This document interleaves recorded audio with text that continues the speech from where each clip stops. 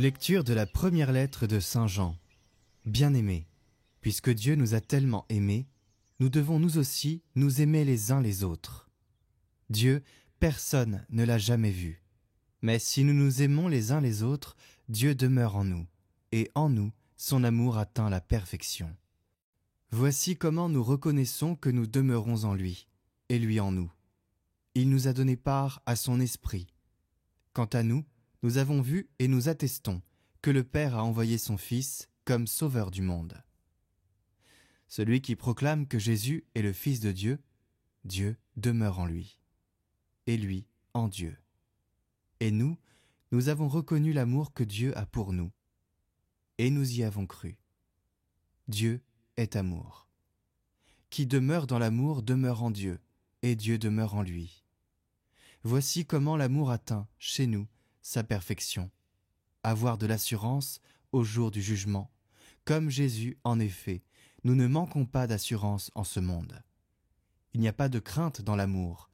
L'amour parfait bannit la crainte. Car la crainte implique un châtiment, et celui qui reste dans la crainte n'a pas atteint la perfection de l'amour.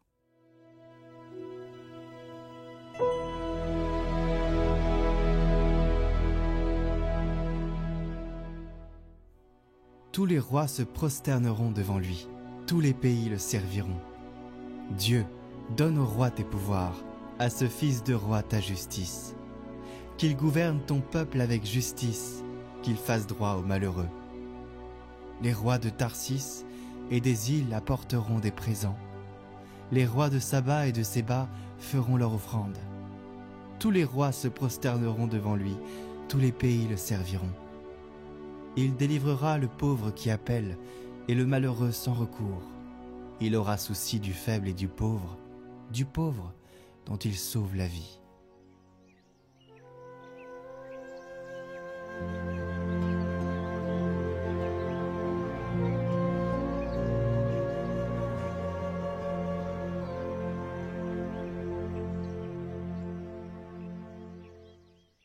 Évangile de Jésus-Christ selon saint Marc. Aussitôt après avoir nourri les 5000 hommes, Jésus obligea ses disciples à monter dans la barque et à le précéder sur l'autre rive, vers Bethsaïde, pendant que lui-même renvoyait la foule. Quand il les eut congédiés, il s'en alla sur la montagne pour prier. Le soir venu, la barque était au milieu de la mer et lui, tout seul, à terre.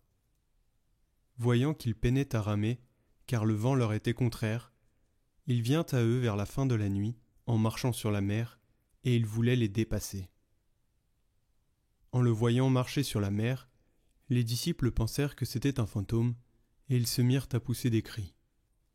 Tous, en effet, l'avaient vu et ils étaient bouleversés.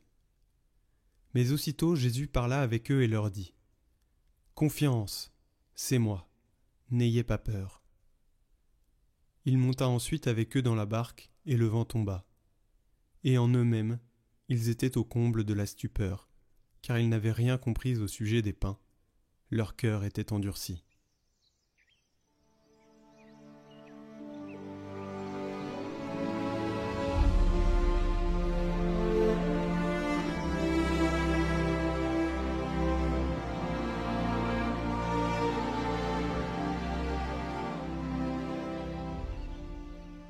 Pourquoi craindre Dieu ? La question peut surprendre, mais elle est essentielle. Si Dieu est amour, pourquoi faudrait-il le craindre ? Cette tension est au cœur de notre foi.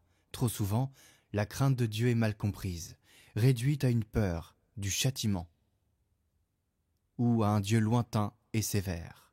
Pourtant, cette crainte n'est pas là pour nous enfermer, mais pour nous ouvrir à quelque chose de bien plus grand. La crainte de Dieu, en réalité, c'est reconnaître sa grandeur, son infinie sainteté et, par la même occasion, notre petitesse. C'est l'émerveillement d'un enfant devant son Père, la prise de conscience qu'il est tout et que sans lui, nous ne sommes rien. Mais cette crainte n'est pas une fin en soi. À travers Jésus, elle se transforme. Comme le dit saint Jean, l'amour parfait bannit la crainte. Dans l'Évangile, les disciples vivent une expérience de peur. En pleine tempête, ils voient Jésus marcher sur l'eau. Mais ils ne le reconnaissent pas. Leur crainte est celle de l'inconnu, du danger, de l'incompréhension. Mais Jésus les rassure. « Confiance, c'est moi, n'ayez pas peur. » Il ne nie pas leur peur, mais il l'apaise en leur révélant sa présence et son amour. Et Jésus nous adresse cette parole aussi à nous aujourd'hui. « Confiance, c'est moi, n'ayez pas peur. » Alors pourquoi craindre Dieu ? Eh bien parce que cette crainte, c'est le point de départ d'une relation. Elle nous pousse à nous tourner vers lui, à lui faire confiance et à découvrir son amour qui dissipe toutes nos peurs. La crainte qui demeure, c'est celle de blesser cet amour, de passer à côté de cette relation. Alors laissons Jésus monter dans notre barque, calmer nos tempêtes et bannir nos craintes.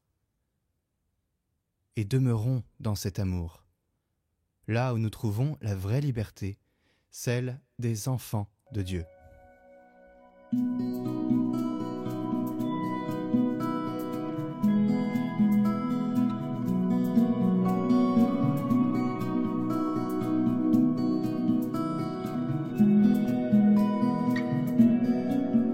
Au grand large, tu m'entraînes, ta présence a dissipé ma nuit. Je te loue, mon roc et ma force, ô mon Dieu, le rempart de ma vie. Au grand large, tu m'entraînes, devant toi la ténèbre n'est plus. Je te loue, mon roc et ma force, ô mon Dieu, mon chemin, mon salut. Au grand large, tu m'entraînes, ta présence a dissipé ma nuit. Je te loue, mon roc et ma force, ô mon Dieu, le rempart de ma vie.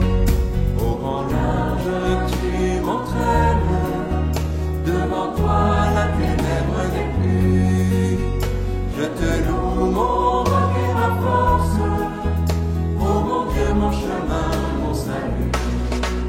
Toi mon rocher, ma forteresse, tu es celui en qui je m'appuie. Tu m'as sauvé du filet des ténèbres et de la mort, tu m'as délivré.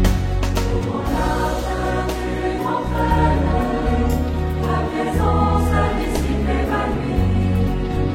Je te loue, mon roc et ma force, ô mon Dieu, le rempart de ma vie.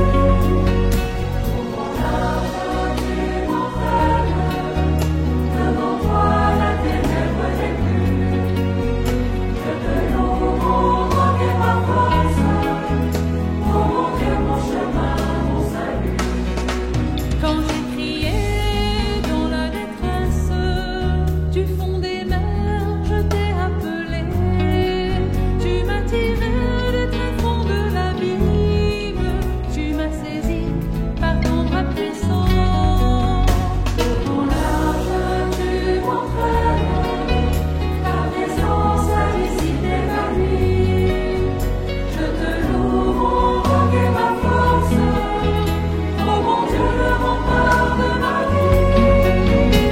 Au grand large, tu m'entraînes, devant toi la ténèbre n'est plus. Je te loue, mon roc et ma force, ô mon Dieu, mon chemin, mon salut.